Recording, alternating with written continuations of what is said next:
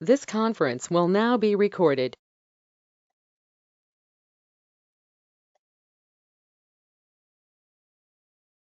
Let's start. So my name is Shirley Nelson. My Chinese name is Mei Shihui, and then I have an undergraduate degree from National University of Singapore, majoring in industrial engineering. And then I subsequently completed my Juris Doctor degree from Case Western. Currently, I'm an associate advisor at Zhangji Alman & Associate. My area of focus is investment and taxation. Speak Chinese and English.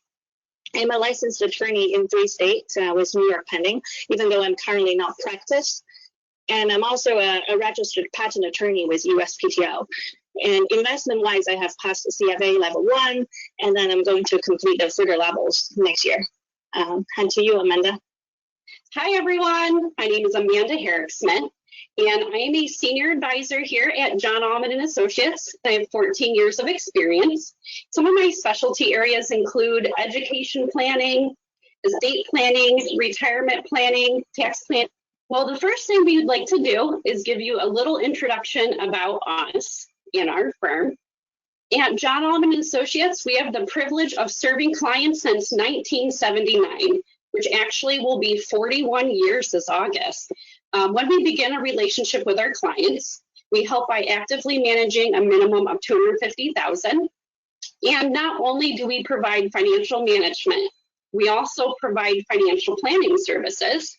And some of the services include tax planning and preparation. We have a completely separate tax department with CPAs and enrolled agents for the exclusive use of our clients.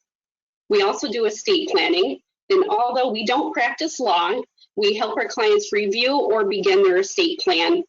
We also help with retirement planning to assist with answering some of those really difficult questions like, do I have enough money to retire? Also, it is so important for our clients to protect their hard-earned assets.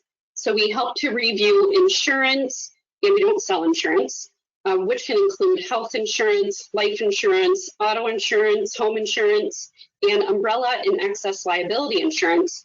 And if you don't have an umbrella or excess liability insurance, you should probably reach out. We can give you some more information on that. In the challenging time that many are facing with salary reductions and potential loss of employment, we are there to help our clients every step of the way. We are going to begin our 4-part series, and that is going to be investments. And this is going to be offered exclusively to CCA members. There's going to be 3 additional webinars coming up in the next several months. Some of those include health insurance, such as Medicare, Medicaid, and nursing homes. There's going to be a webinar on Tax 101, and lastly, one on retirement. So do you guys recognize any of these accounts? Possibly you have some yourself, such as a 401k, 403b through your employer. How about a traditional IRA or Roth IRA? Or possibly benefits such as stock options or restricted stock units. These accounts and benefits can be impacted by the stock market. So as I mentioned, today we're going to start with a presentation on investments. The presentation has 3 sections today. After each section, we're actually going to be doing some questions and answers. And we're going to be taking about 1, 2, or 3 questions after the first and second part, and as many questions as we can in part 3. So feel free to send us some questions by using the chat box. The first section we will cover is the economy and the stock market, which includes the unemployment rate and GDP. Shirley, I have a question. Is our current economy in recession? That's a good question, Amanda. That's exactly where I'm gonna start the first section with the topic on the current economy. So it's the current economy in recession. So a lot of the leading economists saying yes, but the official determination global-wise is done by the IMF, and in the US it's done by NBER. So these 2 organizations give a slightly different definition of what a recession is. So for IMF, they define the global recession as a real GDP declining, and as indicated by unemployment rate, and trade and oil price decline at the same time of a period of at least 2 consecutive quarters of such GDP declining. Whereas for US, instead of 2 quarters, they give a more vague time frame of more than a few months. But it's also visible as a real GDP decline. And then unemployment rate is also an important indicator. So if you go to the NBER website, they listed all the previous cycles, economy cycles in the past, and then you are going to see that there's a good 12 months before the determination is made after the actual turning points has happened. Given that we are only 2 months or 3 months into this current decline, we don't really have the determination that this is a recession. But if you ask the opinion of all the leading economists, then yes, we are in it. Talking about unemployment rate, you might have heard different opinions in the news. So some channels telling you that the unemployment rate is horrible, and others saying that it's hopeful since it's declining. So exactly what they're talking about. So for one, they will be looking at the total numbers of jobless claims happening in the US right now. As of May 9th, that's a 36.5 million. But at the same time, you have other media looking at the numbers of weekly new applicants, and you will see a continuous declining for the past 7 weeks. Be aware that this is a jobless claims, and this is not how they really calculate the unemployment rate. Because if you base the 36.5 million, you're going to have an unemployment rate of more than 20%. But that's not what the statistics say. The statistics says that the official unemployment rate, which was we all call U3, is 14.7%. And they calculate that by sending out a survey. The survey is called a CPS. It's sent out by the U.S. Bureau of Labor Statistics on a monthly basis. And then people who are surveyed, a household comprising people of older than 16 years old. And then among them, you will have people who are working, employed, who are not working, and look for jobs in the past 4 weeks. And those will be called unemployed people, and those also not in the labor force. And so people who are not in the labor force are mostly comprises of people who are so frustrated and unbelieved that there's no job available. And there's also those who applied for a job in the past year, but just not during the past 4 weeks. If you're including these discouraged worker and also marginally attached worker, you have an unemployment rate of U5. And if you also take into account of those who are currently part-time employed but would have been full-time employed, and you have a number U6. So this U6 is believed to be more revealing. As of April, you have a U6 number of 22.8%, and that is really bad. And so even though we have an unemployment rate of this magnitude, and what is the GDP fare? And so exactly how unemployment rate is featured in the GDP, we need to look into the formula of GDP. So GDP has 2 common formulas. One is on expenditure and one is on income. For the one in expenditure, you have a 4 component. So one is the private consumption, and G is the government spending, and I is the business investment, and then you have X minus M, which is the country's net export. As of 2019, and you can see the private consumption constitutes 70% of the overall GDP in the US. So when people are unemployed, they don't spend as much. That's a direct link to the C component. And then at the same time, the companies are driven by a low demand. They don't supply as much, and then you have less investment done by business. At the same time, the country does not produce enough goods to export, and you have the net export section going down. So that's how unemployment rate is closely tied to GDP. And when we look at a GDP number, we look at a real GDP, which is inflation adjusted versus the nominal that is not. So how is unemployment rate and the GDP statistically connected? This is a study, and then it's called Okan's law, which is a regression line here that you see in the graph. It suggests that for the past century in the US, there has been a historical connection between the unemployment rate and GDP growth rate.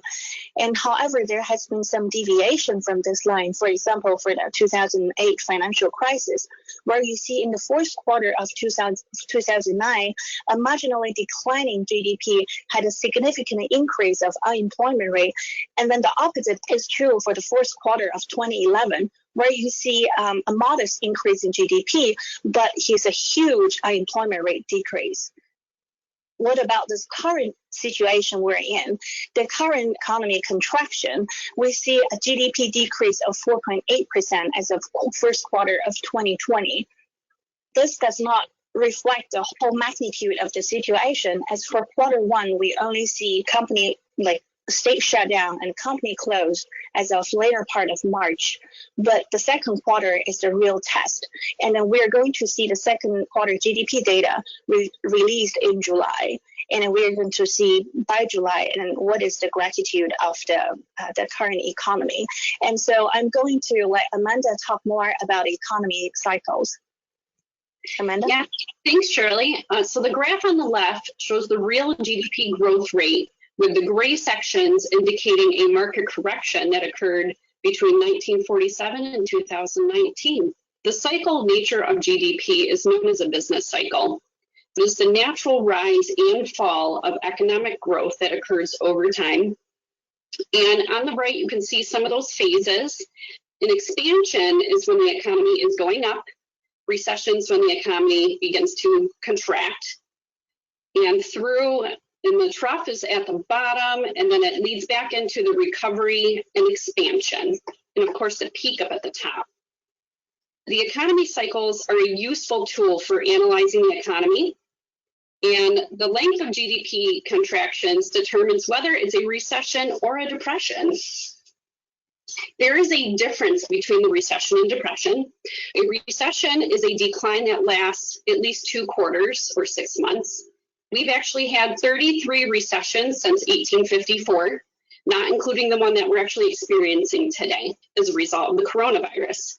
We have only had 1 depression, however, since 1854, which is the Great Depression of 1929. And depression is an economic decline that takes years instead of quarters, so it's much longer. So how is the economy affecting the US stock market? Is there a correlation?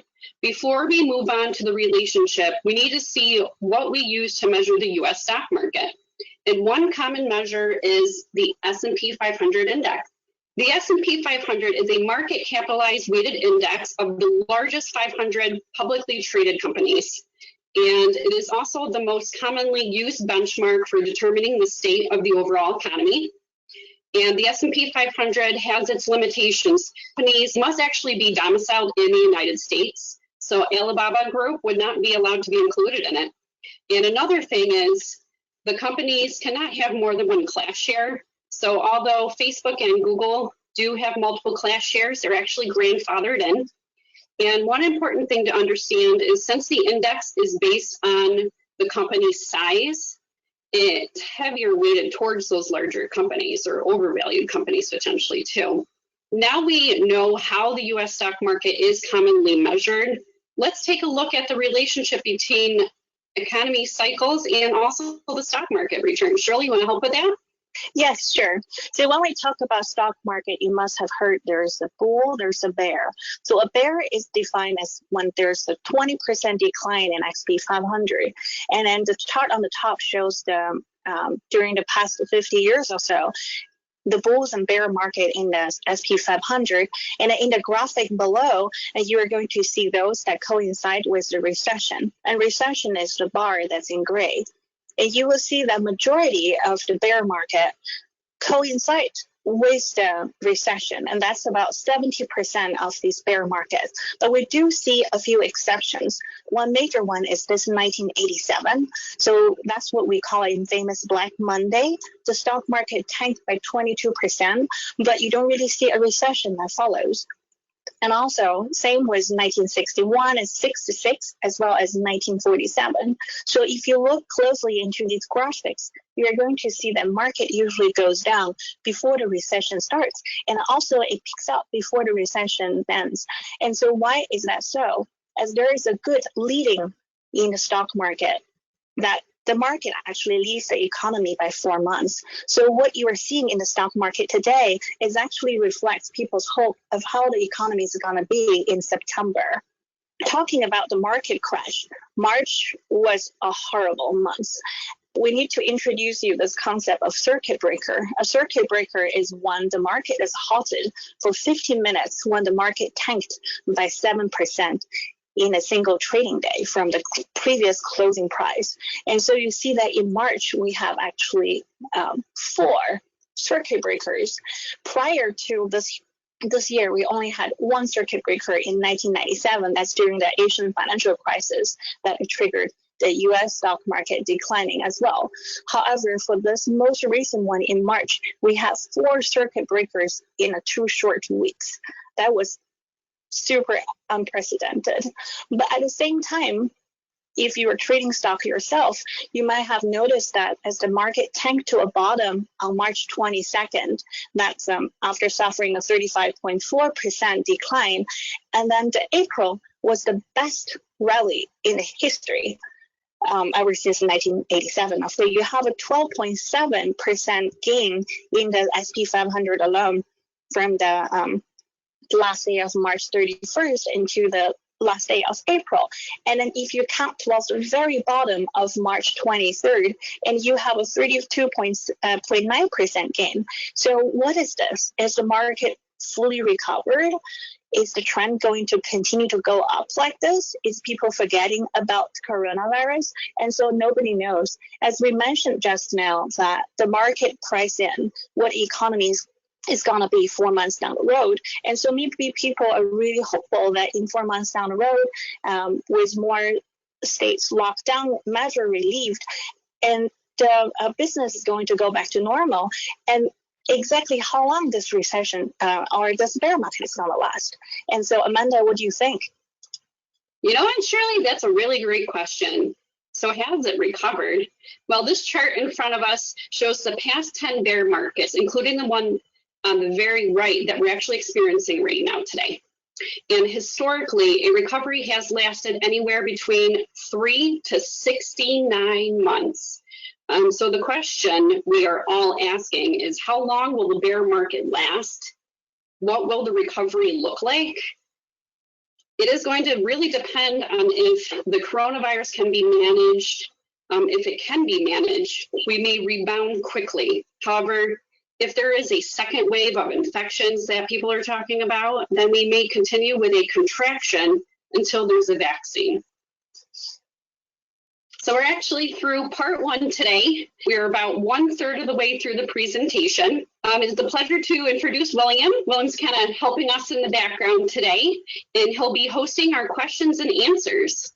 One question is, how long is this going to last? And how should an investor be prudent with making decisions? Because we don't really have a true benchmark for this type of event, right? What's some feedback you ladies can provide? What is some information that the firm feels that would be useful as folks go forth making their decisions? Amanda, you want to take that question, and I'll add more. Sure, I'd be happy to. So kind of one of the ongoing thoughts right now is there is a lot of risk in the stock market.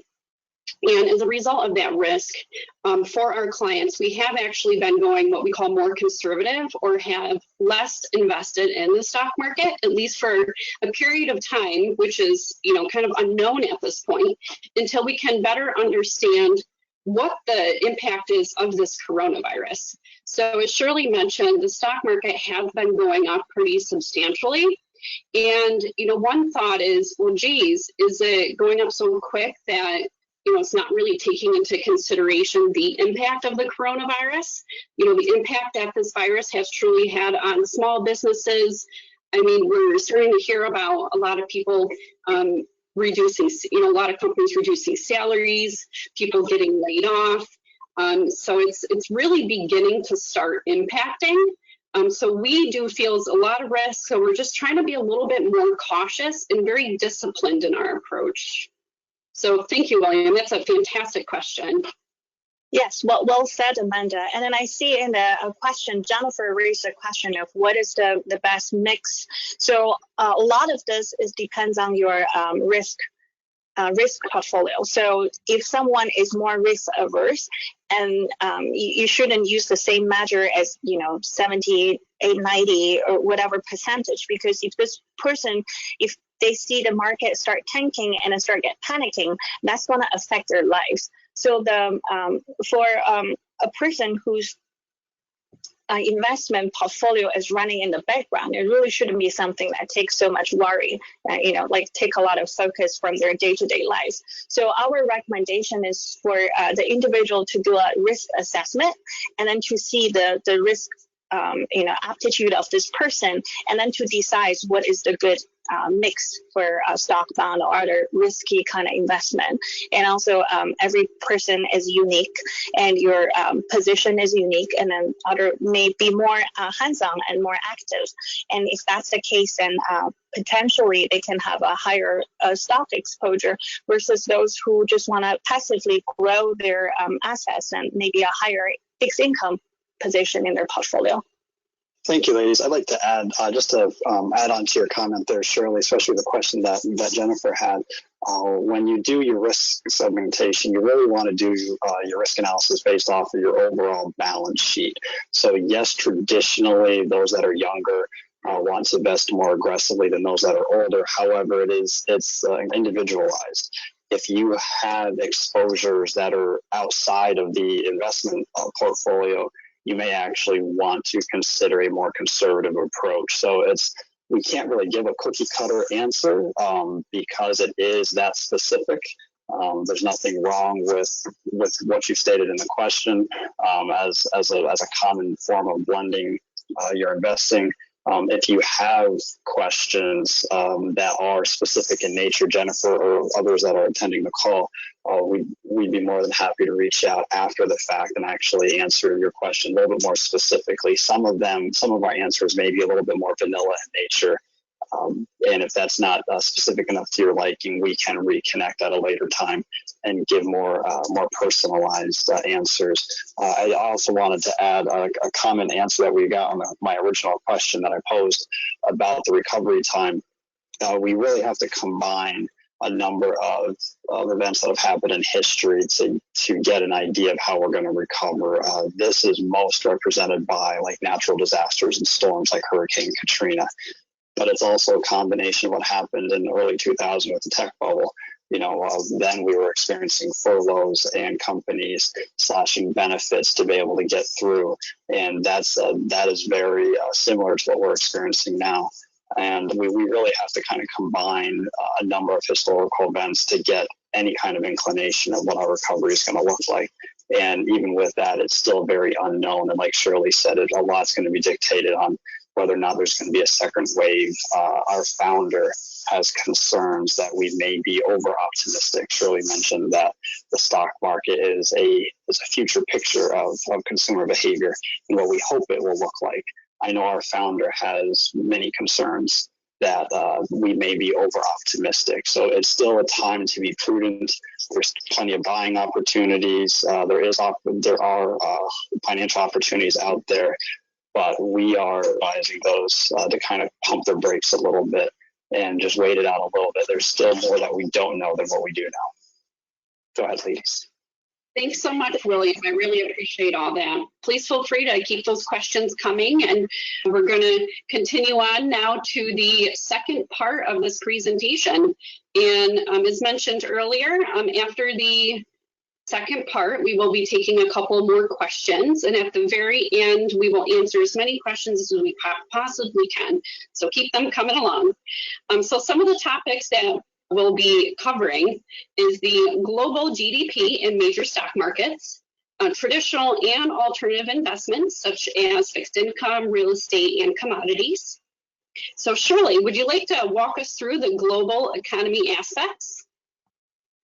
And so the IMF, on their website, there's a nice graph that shows the global different region, their GDP growth on an annual basis. And so as you can see just now when it paused at next year, so 2021, and then almost everywhere lit up in green. So that's a hopeful that the economy is going to be improved next year and on a global scale. But if you look at the historical performance of stock market and the GDP growth rate, it actually seems to suggest that there was no correlation at all. Particularly if you look at Japan, and this is a historical performance of Japan's stock market, which is measured by the MSCI Japan Index. That is an index that measures 85% of overall market cap of Japan. It covers both the large and mid cap segments of the stock market. And then you can see as the light blue is the color that shows the Japan stock index, where the orange is the Japan GDP. And you see for a significant amount of time, they're actually going opposite ways. And so what you have your GDP going in the opposite direction as Japan's stock market. Well, at the same time, what tracks it better is the global financial index. So if you were to go back and invest in the stock market of Japan 15 years ago, and probably paying attention to the global financial institute performance is more valuable to an investor than a GDP of Japan. And similarly, in Germany, you're going to see that the GDP and the German stock market does not sync up also. And what seems to track the German index better during that 15 years period is actually the word automobile industry. And so that seems to be a more valuable measure to invest in German index than the GDP itself. And if we look at right here in the US, and you will see the GDP has been steadily growing up, but the stock market in the entire US is actually going at a faster pace during the last 10 years. And so what tracks it better is actually the World Information Tech Index. So the tech industry seems to be a better tracker of US stock performance than the US GDP. Now we've looked at three major developed country performance and the stock's relationship with their GDP. And what about the emerging market? People always have a myth that Asia is developing really fast, and same with some of the South American countries. And what if we invest in somewhere that has a GDP growth potential? Wouldn't their stock be growing up as well? Well, sadly, that is not really the truth. So if you look at in the graph, this is a study conducted by Vanguard, and then it takes into account 32 countries' stock performance and then their GDP growth. And if you only look at emerging market, which is in the light green here, and there's pretty much a zero correlation between the two. And if you also include those developed market, and so you have almost a slightly negative correlation. And so what this suggests that by investing, a region or a country stock market based on how you think their GDP is going to grow, and that might not really be a wise decision to make. And so Amanda is going to show you the performance of some of the major indexes in the past 20, 30 years. Yeah, so the S&P 500 in the United States took the lead, earning 901% for over the past 30 years. So Hong Kong and Germany came into a close second, while Canada's TSX composite continued to rise over the years at a slower pace, returning 441% over the nearly 30-year period. France and the United Kingdom's indices were much flatter, as you can see, with returns of 268% and 238%. And lastly, Japan was nearly zero, earning 1%, which is mainly due to their older population, which leads to slower growth. So will that be like the United States? Is that what we're going to look like in the future? Or will we continue to be the leader? Just as you mentioned, so we see the aging population happen in countries like Japan and the UK, and that leads to a lot of the retiring population have to sell their portfolio. And so when they have to sell to cash out to enjoy their retirement age, and when there's not enough young people to buy it from them. And so the stock market, you will see a like slightly depressed. And so what is unique for the past 30 years of the US stock market? You see that there's inflation and lower interest rate. That is a contrast from the high level from 1970s and early 80s. And then you also see this strong GDP growth and lifted by positive population growth as well. And you see this productivity gain largely driven by advancing automation. At the same time, you have a globalization. And then that is manufacturing is largely done in the developing world, but the profit is kept for developed companies. And you see the US dollar that was first linked to gold, but then delinked in 1971. Even so, it was still the reserve. It was the top choice for foreign bank reserve currency. About 61% of them foreign banks still use their reserve dominated in US dollars, and nearly 40% of the world debt is in US dollar. So it's the last 30 years, and what is making the US stock market going so high? Is it going to continue to be the case? Is the U.S. company going to embrace globalization or going against it? Or is the U.S. dollar slowly going to fade into just one of many currencies that's being kept by foreign banks and the world debt? And we don't know what's going to happen. We've talked a lot about the global stock market. So be aware that stock, bond, and cash, these are all traditional investments. And then besides these three, we also have everything else. That's what we call alternative investment, and such as real estate and commodities and venture capital, hedge funds, and angel funds. And then you also have those collectibles like artwork and coins and other collectible items. We're going to next move on to the fixed income portion of the traditional investment. At John Allman & Associates, we believe it is so important to have a balanced portfolio. And one way to do that is by investing in bonds, such as corporate bonds, there's municipal bonds, treasury bonds, just to name a few. The reason why is you might want to invest in bonds is bonds actually have a low correlation to stocks, which means as stocks are going up or down in value, bonds may be doing something completely different.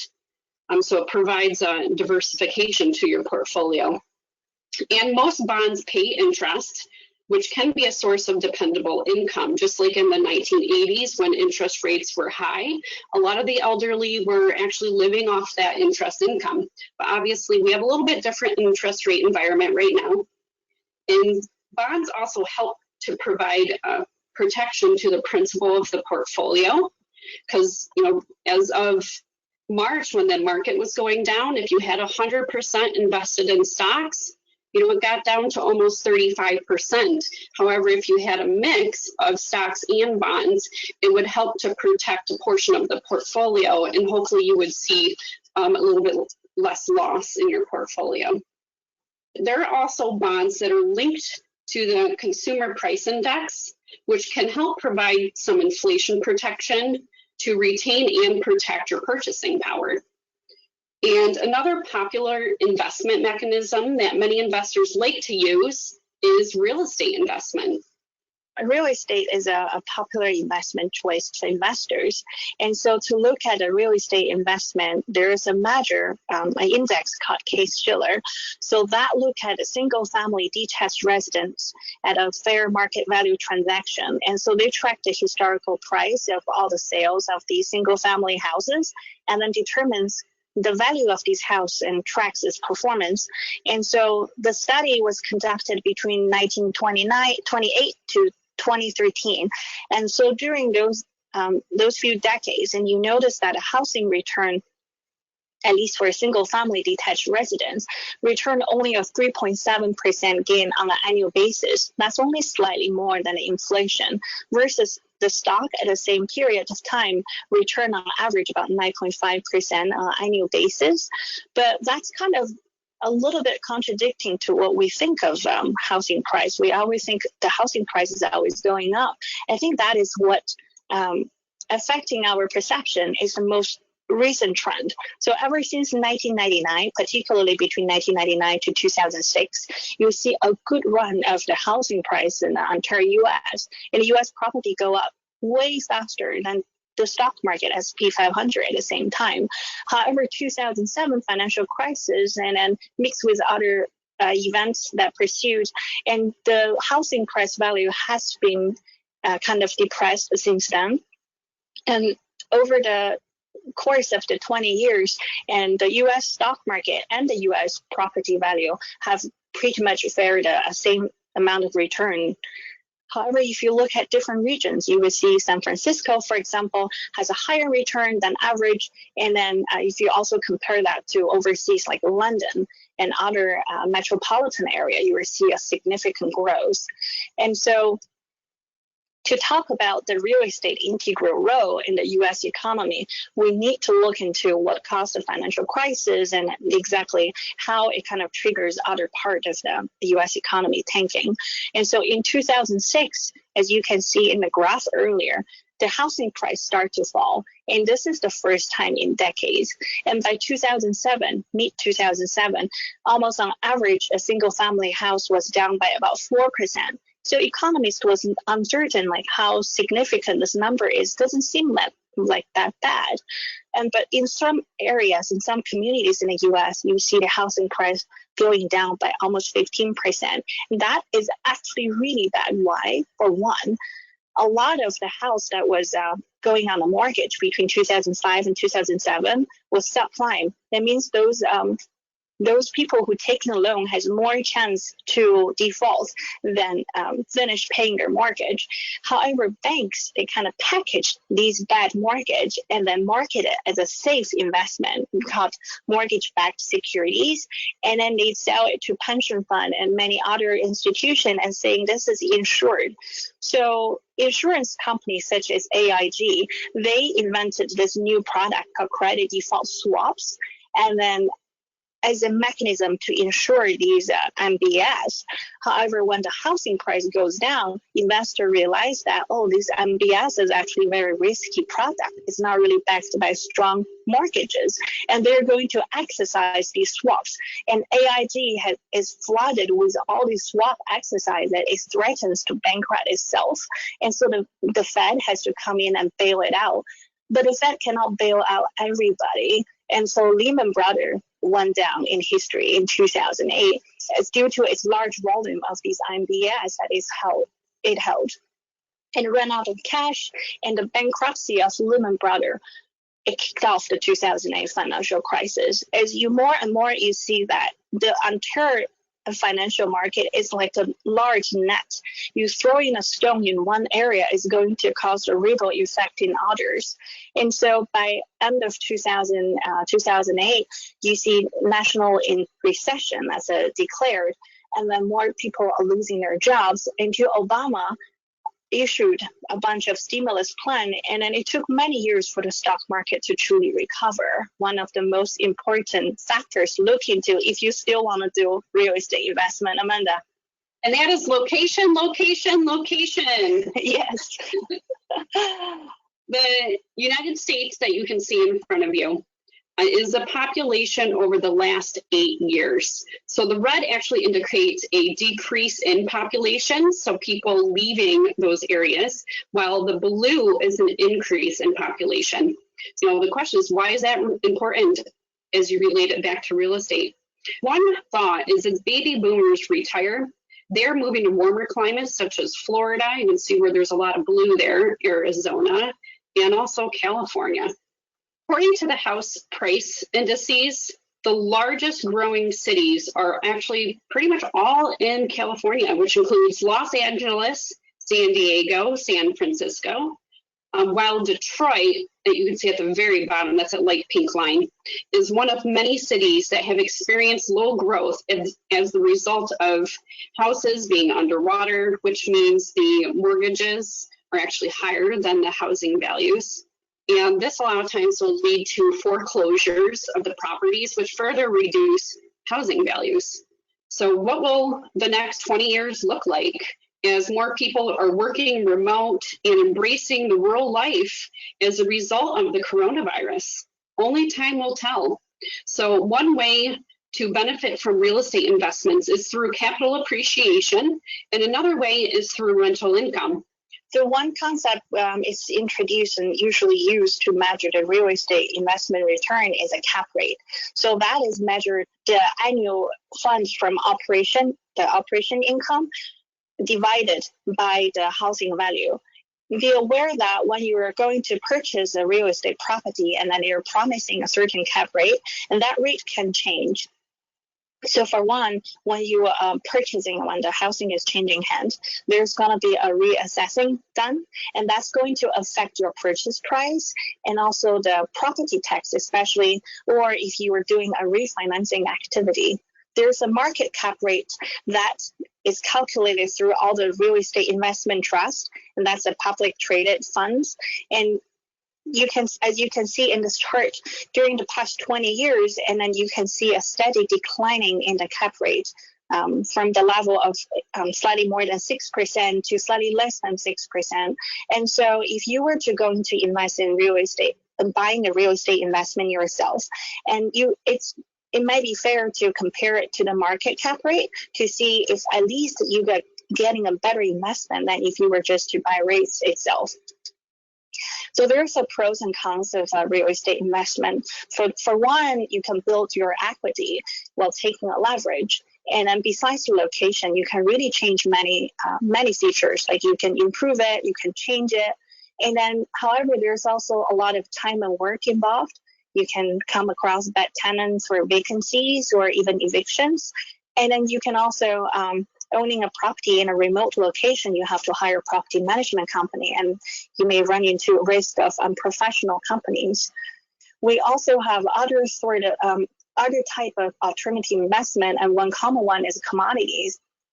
Commodities are raw materials that can be bought or sold, such as oil or gold. A lot of people ask this question, is gold a good investment during a recessionary period? Well, this chart shows the historical price of gold, not adjusted for inflation. So just take a quick look at that. So it looks very uneventful until about 2000, but don't let that fool you. So this chart actually does take into consideration inflation, which paints a very different picture. So from the Great Depression in August of 1929 to March of 1933, the price of gold slightly inclines and then drops off as a result after the Depression. Then in 1971, when President Nixon delinked the dollar from gold, it begins to skyrocket. So you can see that there right after the red dot. And in January of 1980, gold hits a record high of $850 an ounce, which in today's dollars equals $2,200. So it's a big difference.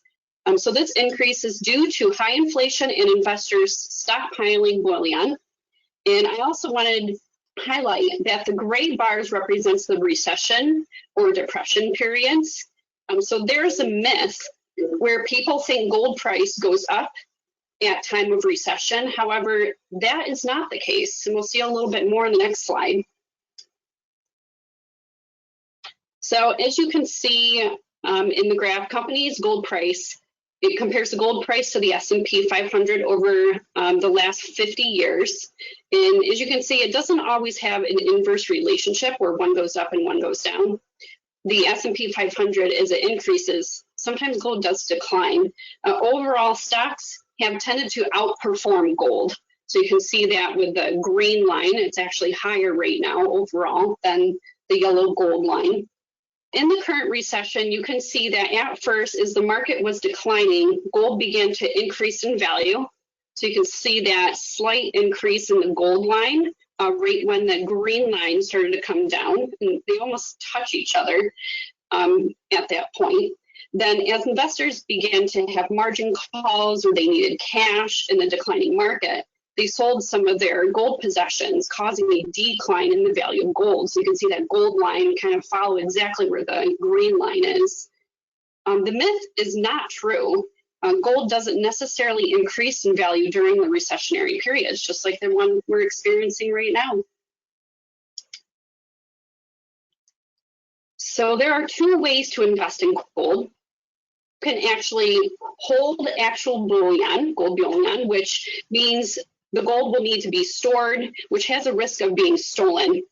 Also, in a crisis, the United States government has the right to seize the gold.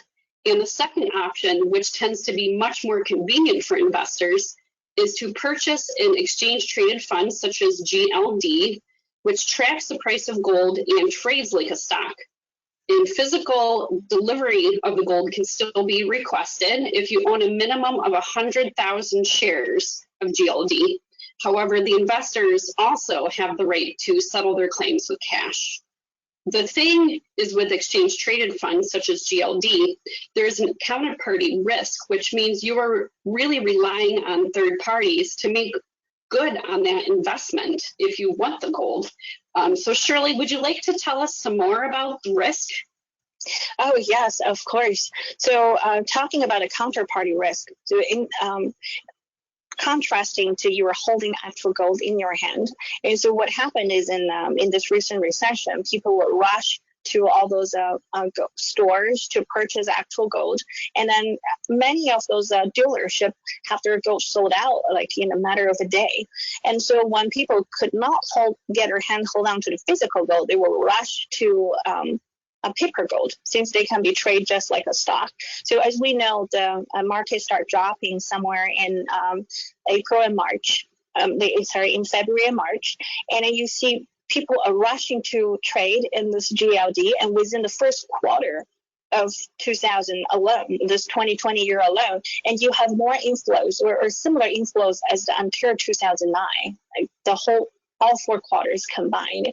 And so that is like astonishing. When people are all rushing to buy something, when the supply is limited but the demand is huge, you're going to see more people are paying a premium. So on the graph on the right shows you in the first quarter of this year, and in 34 days out of the first quarter, and people are actually trading this GLD at a premium. So you're paying more to buy a share of GLD than the actual gold they have in stock. And so another common, or maybe people might have heard about another future trading on commodities like oil. And recently there has been a yuan Youbao, like a Bank of China crude oil treasury product incident. So that's when the future expires on the day, but so many future expires on the same day, and then there's a risk of future supply of oil is gonna hugely inflated, and then people have to pretty much give people money to ask them to buy oil from them. And so that happens to a lot of the retail buyer of Bank of China who unaware of what this product really means, and I'm buying into it, thinking the prices are almost zero. There's only one way to go up, and it was not expected. Like nobody would have expected that the future price could actually go negative. And so many people lost a lot of their money. That's almost like a life savings. And there's a total almost $1 billion that was lost, and for many of the Bank of China customers. And so this just remind us that if you were to buy a financial product, really, really be careful what you're truly buying. And so not just listening to what the salesperson tell you, but really look into the contract and then understand the risk and the nature of the product you are actually holding. Next, we're moving on to just briefly about venture capital and private equity. And this has been gained a lot of fame in China and like previously in the US. And so for the VC and PE, beware that there is a lock-in period. So for many years after you buy in, you cannot get your cash out. And then another risk is there's a bias, a survivorship bias. You may hear people talking about out of 100 companies I invested, 7 are unicorns and like numbers like this. But then you really should look into, is this their skill or is this luck? People who are lucky and bought Facebook back when Facebook started, and like they may have put their bet in other startups, and a lot of those failed and died, and then Facebook made a success. But you need to look into, as this fund manager as a VC or PE fund, really know the market, has the expertise, and also don't believe in past data too much, but look into the actual judgment of the person. And so besides the VC and PE, another popular investment mechanism for alternative investment is collectibles. And so there's many types of collectibles, and there requires different set of expertise. You have a jewelry, you have automobiles and artwork. And so this is something that our company can help you with, is to do early estate planning. So if you have a piece of artwork that's really expensive, and you may think of you may wanted to do some estate planning prior to you wanted to hand it to your heir, or prior to your death, as oftentimes for expensive collectibles, a appraisal is needed, and then a fair market value needs to be determined, and it can subject your estate to estate tax, and so additional tax and penalty and interest will be, you'll be subject if the fair market value was determined wrong and incorrectly. And also, there's no statute of limitation. That means IRS can really come after your heir anytime in the future if certain thing was not doing right and properly. One way to make this collectible work for you, so to speak, is to think about a least amount to places where they can pay you a licensing fee to hold the collectible for you while going exhibitions, and that's one way. And also, you can consider holding them in a family trust. That's another thing that we can help you look into, is to this can avoid a lot of the transaction costs and also the estate tax impact to your estate. We've talked about a lot of investments and many mechanisms and many types in many regions. And so what exactly should you buy? Amanda, you'd like to talk about this? Yeah, what should you buy? So the next screen you can see is actually one of my favorite charts. It's very colorful. There's lots of boxes, and it shows the return of various asset classes from 2005 to 2019. As you can see, there's different winners and losers each year. So if you kind of look at the top row, the colors a lot of times change. For example, in 2006, real estate was the winner, earning almost 36%, while the following year in 2007, it was actually the loser, losing about almost 18%. So the question isn't what to invest in, but rather how to invest. So investing in a diversified portfolio, which you can kind of see in the middle, is gray boxes, and it has a dotted chart line. By investing in a diversified portfolio, you actually invest in a whole bunch of different asset classes altogether. Here at John Allman & Associates, we have a balanced approach to investing. So we invest in bonds and stocks, and our stocks also are included in some of these other asset classes. So a diversified portfolio provides a steady growth while minimizing risk by investing just in one asset class. We've completed the second section, and we're about 80% of the way through the presentation today. See, there's one question that's come in. So if you have any other questions, feel free to share them with us. Thank you, Amanda. A question that came in, it's a very practical question. The definitional difference between bonds and CDs and their risk involved with both of them.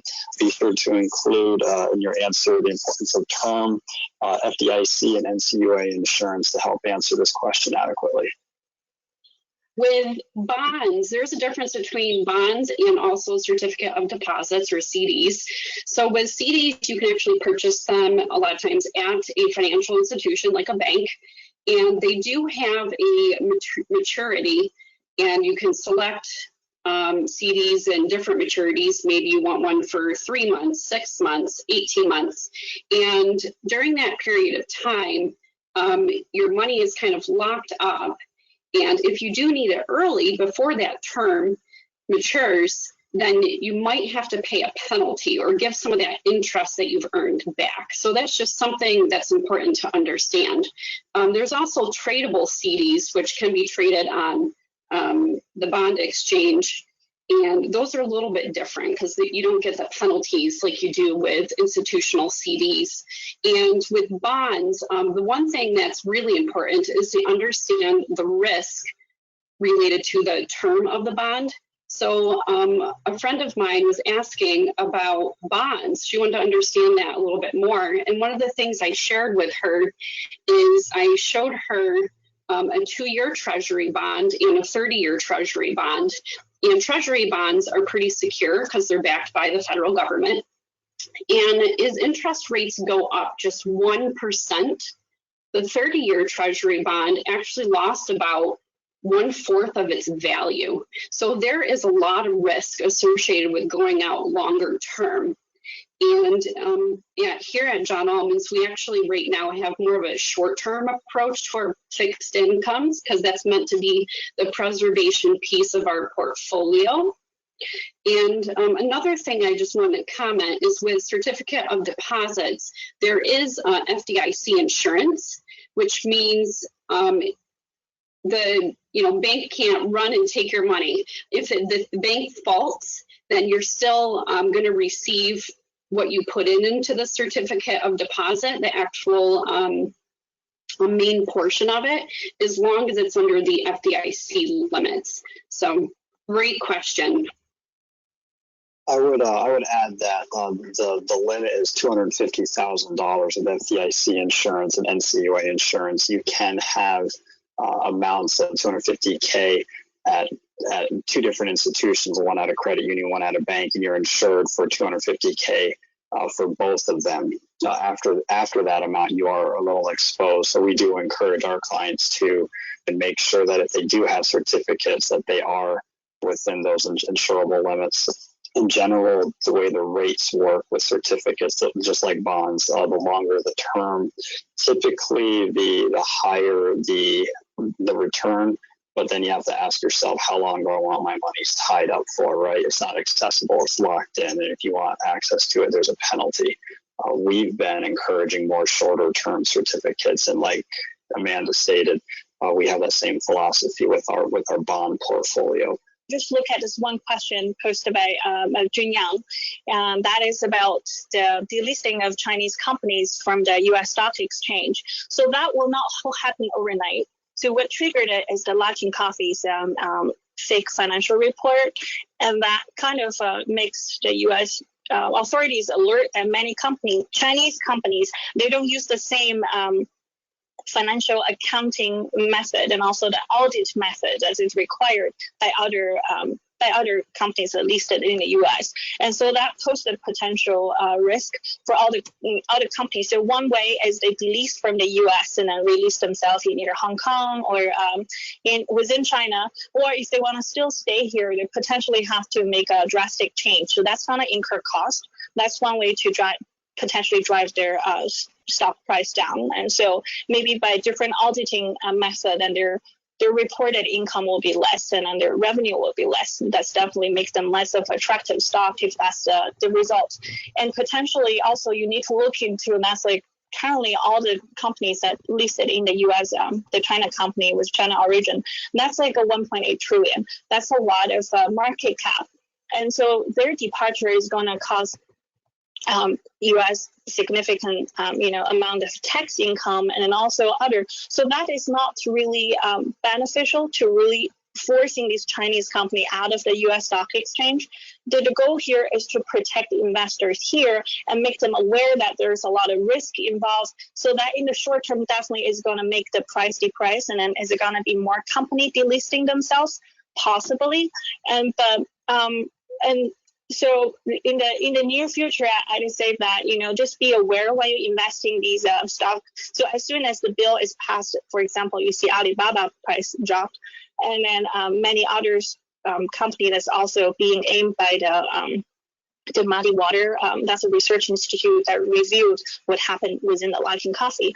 And so just be aware of all these news in the media, and then that the investors, a lot of them are institutions in the US, and they're very prudent with their investment. And so just be careful that that's it's currently hot water. And so just probably have more safer choices than investing in these companies would be would be a smart choice. But if you wanted to still going into it, just be careful of the potential consequences. And also, how is the impact of coronavirus to the U.S.-China relationship gonna affect U.S. stock? And you do see that many of the stock price go lower each time Trump start to pose a trade war or threatening all these punishment and tariffs and raising these, you're going to see a negative impact on the market. And so people may have already priced it in certain sectors, but you do see other sectors that, like, for example, Facebook, it has reached a historical high since it's not even under China, like stocks like Google. And so like there's going to be, in fact, the US-China trade war or the tariff war, and all this is going to impacting certain sector of the US stock market for sure, but is it gonna affecting every company? So that's why when you're at this like unstable time, when many things that happen, so instead of buying only the overall stock market, you probably can choose sectors and choose individual a stock.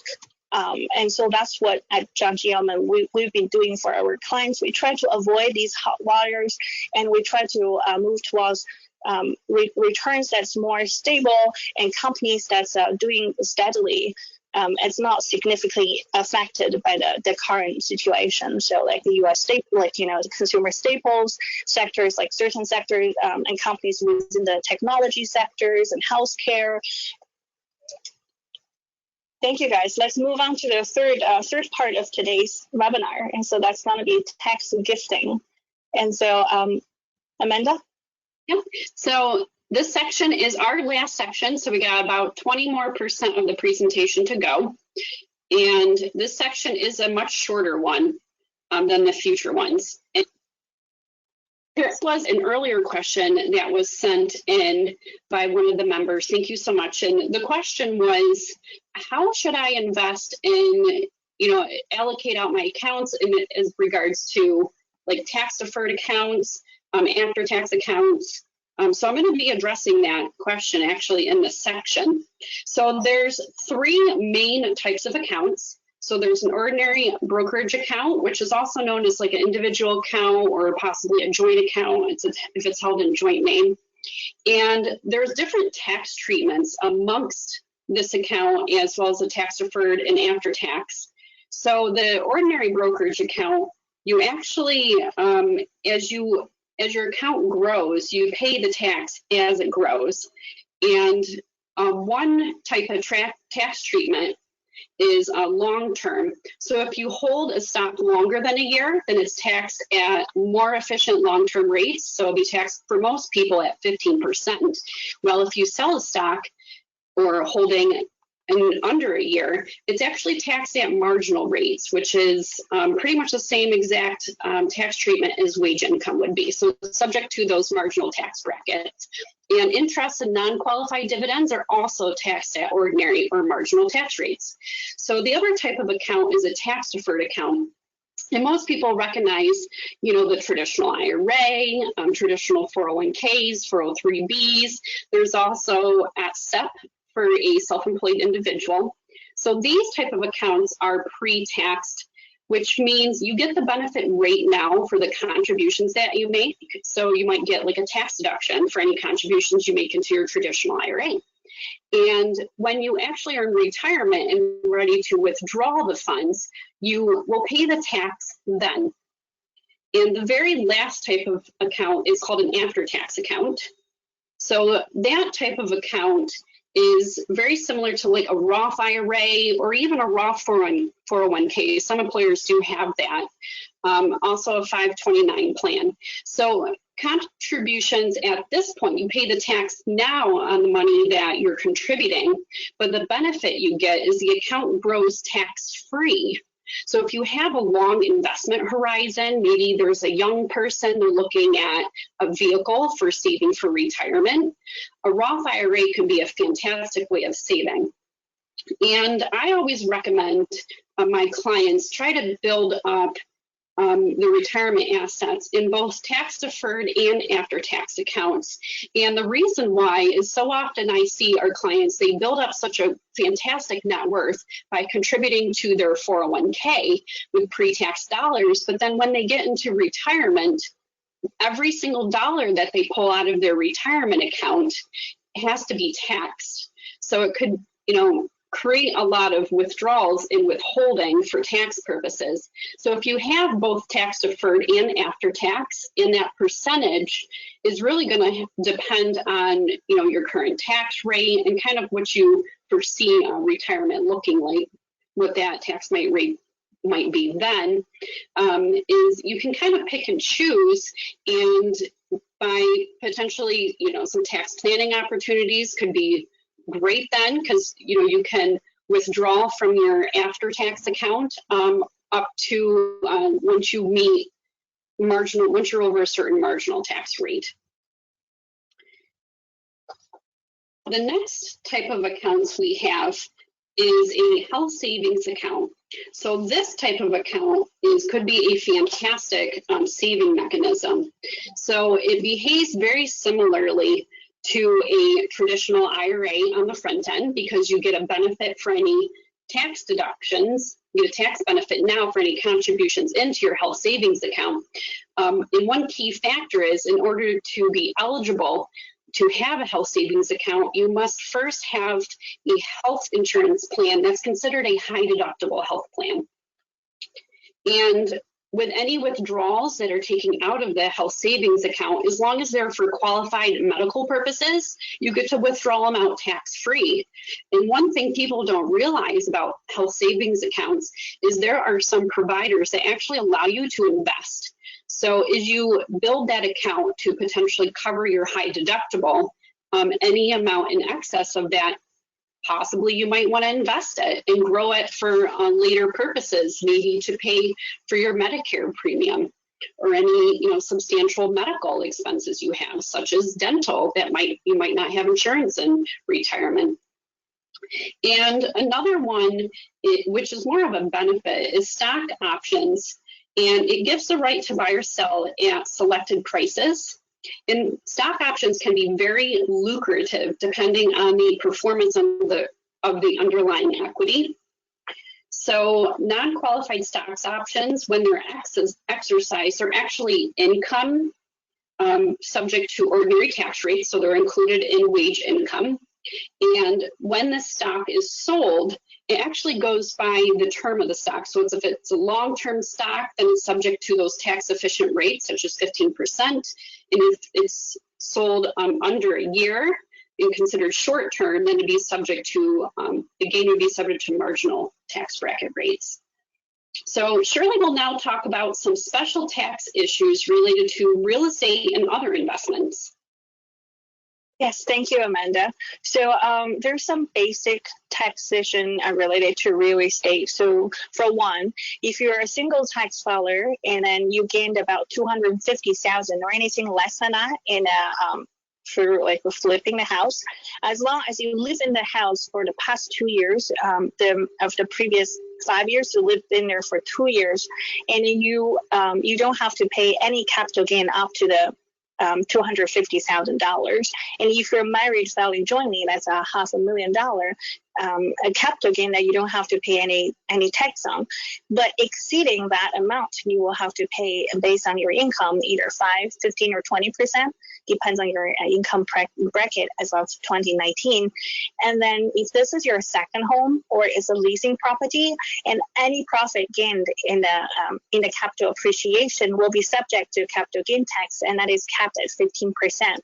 And so there's a lot of tax deductions applicable to real estate, as well as 1031 exchange and federal, the QOZ, the Qualified Opportunity Zone, is a recent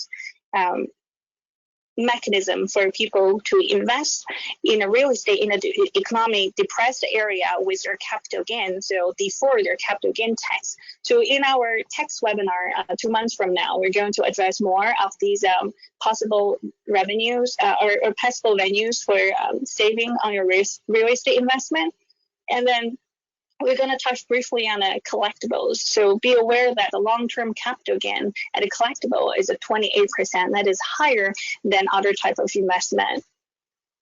So collectibles including antique cars or your paintings or anything like that is going to be subject, when you sell it, appreciate again, the long-term gain tax is going to be capped at 28%. And so cryptocurrency, that's another hot topic recently. So in 2014, the IRS has considered cryptocurrency a property. And so any capital gain is going to be applicable to the profit you made while trading these cryptocurrencies. And in 2020, if you file tax this year on your last year's tax income, and you are going to notice that they ask you a question. So did you trade any cryptocurrency in this year? And so you do have to look back to pretty much 2014 to any gains that you made. If you haven't reported those, and you have to amend your tax and then amend your return and pay back those taxes. And this is different from a stock exchange where those brokerage will send you a form when it's tax season. They'll send you and saying how much you made this year, and they're under no duty to send these to you. So you have to do the bookkeeping really, really wisely when you're doing these cryptocurrency transactions. And so back to Amanda on more estate and gifting taxes. Thank you, Shirley. So most people are not aware of the federal gifting rules. So anyone can actually gift another individual up to $15,000 per person per year. And there is exclusions to that. So if someone makes a gift directly for, to doctor's offices for medical, or even for education directly to the college, those are exempt from the $15,000 limit. And any gifts that are made in excess of $15,000, how that would work is someone would file what's called a gift tax return. And even though they don't pay tax necessarily, what happens is that gift in excess of $15,000 would actually reduce part of your lifetime exemption. And then it kind of rolls right into estate tax. So each person receives an exemption of $11.58 million. So that's the amount that your gift, any gifts during your lifetime would reduce that if the gifts are in excess of $15,000. And then whatever is remaining, if your estate is over that limit, then you could be potentially subject to estate tax. And one key thing is a deceased spouse, their unused exemption can actually pass to their surviving spouse, which is known as portability. So it's a portable or transferred exemption. And it's important to understand that states can be very different in their exemption amounts. So right now, New York State, their exemption is $5.85 million per person, which obviously is a lot less than the federal exemption. So if someone passes away and they live in New York and their estate is over the $5.85 million, they might not have to pay federal estate tax, but they could be subject to a New York estate tax. And another difference is if you're $1 over that $5.85 million, then 100% of your estate is subject to tax. So that's known as a cliff. So that concludes our presentation today. We're going to be doing some additional presentations over the next couple of months. And the next presentation, which I mentioned earlier, is going to be on health insurance. We'll be covering such topics as Medicaid, Medicare, also some other health insurance options, planning maybe for an older family member going into a nursing home, and also some on continuing care communities. So next, William will lead us into the questions and answers sections of our meeting. We actually have a couple of questions that have come in, and it's related to the recent federal stimulus packages, so the CARES Act, EIDL, PPP, and how the government seems to be printing cash. How do we feel this will affect the economy? Is it going to inflate it? Is it going to help? What are your initial thoughts on that? So that's a good question. What you will see recently is even for the past many years that inflation actually goes down. People actually wonder what happened to inflation. And so compared to the stock market all-time high and to the a day and day the consumer products price increase, you're going to see the asset class actually significantly increase in a way faster speed than what the consumer product, what we usually judge the inflation as on. So with all these printing cash and then as you mentioned, we call it like a quantitative easing and many mechanisms that the Fed is doing, and so likely you're going to see that the asset class, across the board, the asset price is going to go up, and not so necessarily that you're going to see high amount of inflation like in the 70s and 80s. And so that's kind of the consensus, but the time will tell what's really going to happen. But the stock market, again, we also need to take into account that the baby booming population is aging, and they have to sell their stock portfolio to support their, retirement. And so, at one hand, you have more cash available to invest in the stock market, but there's also more people are going to retire and need the cash. And so, there's balancing force, and then how the stock market going to be next 30 years from now. It might go sideways, like what happened in Japan and in Europe, in part of Europe. Or it may still go up, and if the company is still doing really well, and then the globalization has been continued.